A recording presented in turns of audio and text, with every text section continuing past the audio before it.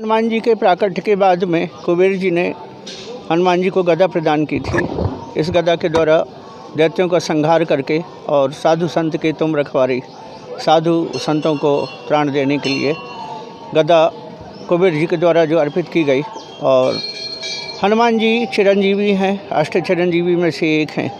हनुमान जी के गुरु हैं सूर्य नारायण भगवान, और संयोग से ये नर्मदा तट का पौराणिक सूर्य कुंड, भगवान सूर्य यहाँ उतर करके उनके घोड़े जल पीने के लिए नर्मदा में उतर गए थे। तो एक तरह से देखा जाए तो ये हनुमान जी का गुरु स्थल है।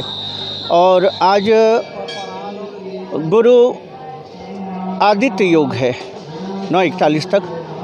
तो एक कल्प की कथा के अनुसार चैत्र मास की पूर्णिमा को हनुमान जी का प्राकट्य हुआ था और उनका जन्मोत्सव है, क्योंकि ये चिरंजीवी हैं, चारों युग प्रताप तुम्हारा।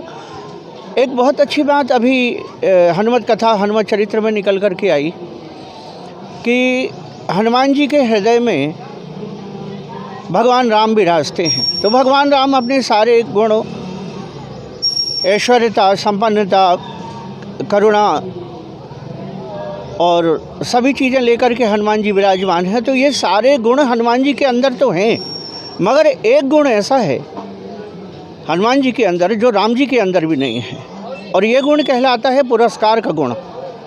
पुरस्कार से तात्पर्य है किसी की सिफारिश करने का गुण, क्योंकि सिफारिश हमेशा अपने से बड़े से की जाती है और भगवान राम से बड़ा कोई है नहीं। तो भगवान राम, ये गुण उनके अंदर नहीं है कि भगवान किससे सिफारिश करेंगे। तो विभीषण ये सुग्रीव की सिफारिश करके हनुमान जी ने सुग्रीव की मैत्री करा दी। तो ये सिफारिश का गुण जो है एक अतिरिक्त है जो हनुमान चरित्र में निकल कर के आया। इसलिए राम ते अधिक राम कर दासा, भगवान को कष्ट करने की आवश्यकता ही नहीं है। एक बार आप प्रार्थना करने जाएं, हनुमान जी का दर्शन करने जाएं, तो ऐसा कोई काम है, कौन सो काज कठिन जग माही, जो नहीं होए तात तुम माही। तो इस संबंध में लेकर के गदा स्थापना की जा रही है। और एक बहुत बड़ी बात यह है समिति के, जो महाआरती समिति है, भंडारा समिति है, इनके द्वारा कि हनुमान जी के अंदर असंख्य राम नाम स्थापित किए जा रहे हैं।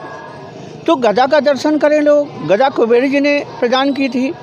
तो कुबेर जी धनाध्यक्ष हैं, धन से संपन्न तो व्यक्ति होगा, मगर अध्यात्म से परिमार्जित होगा, अध्यात्म की ओर उन्मुख होगा, अध्यात्म में प्रगाढ़ होगा। जब वो लाखों करोड़ों राम नाम की परिक्रमा करेगा, दर्शन करेगा, सानिध्य मिलेगा, तो अवश्य में हनुमान के गुण, राम के गुण उसके अंदर आएंगे। तो एक बहुत अच्छा सद्भाव लेकर के समिति के द्वारा जो एक सराहनीय प्रयास किया जा रहा है और हमेशा लोगों के कल्याण की भावना लेकर के कर रहे हैं। तो परमात्मा इनको ढेर सारी शुभकामनाएं, सभी को सुख दे, शांति दे, ऐश्वर्य मान प्रतिष्ठा का धनी बनाए। हरिओम तत्सत। सूर्यकुंड धाम के बारे में अपने क्षेत्र और दूर दूर तक के लोग बहुत अच्छी तरह से परिचित हैं कि हनुमान जी की विशेष मूर्ति यहाँ पर है। ये स्थान विशेष है, बहुत महत्व का स्थान है। साल में 2-3 यहाँ बड़े विशाल कार्यक्रम होते हैं, जैसा कि अवगत ही है। नर्मदा जयंती पर और हनुमान जयंती पर काफ़ी बड़ा काम होता है। अब इस कड़ी में पिछले कई वर्षों से हमारे यहाँ के जो युवा वर्ग के पूरे यहाँ के श्रद्धालु और कार्यकर्ता हैं, इन्होंने कुछ नया करने का प्रयास किया है और सभी कार्यक्रमों को विस्तार देने में ये लोग लगनशीलता से लगे हुए हैं। बिल्कुल इसी कड़ी में जैसे कि अभी उन्होंने भंडारा समिति जो बनाई हुई है और नर्मदा परिक्रमा वासियों के लिए निरंतर स्वादिष्ट भोजन हमेशा उपलब्ध कराने का जो सराहनीय प्रयास किया है, वह एक कार्य है। ये शनि मंदिर की स्थापना यहाँ की गई। इस क्षेत्र के सर्वांगीण विकास के लिए लोग सतत रूप से प्रयासशील हैं। इसमें सबसे नया सोपान जो है वो हनुमान जी की विशाल गदा जो पीछे दृश्यमान हो रही है, इसका निर्माण एवं इसकी स्थापना का जो उन्होंने प्रण लिया था वो आज पूरा होने जा रहा है। अपने आचार्य श्री नीरू महाराज जी के द्वारा स्थापित की जाएगी यहाँ पर।